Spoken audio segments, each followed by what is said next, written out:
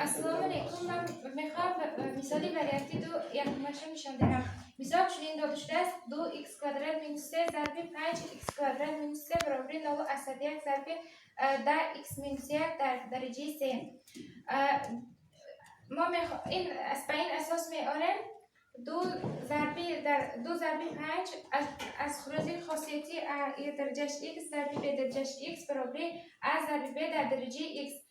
به این از روی همین خاصیت حل کردیم. برابر و 9.1 را در درجه -2 نوشتن ممکن است و دویمش را نیز از روی خاصیتی ا درجهش x y برابر ا درجهش x ضرب y.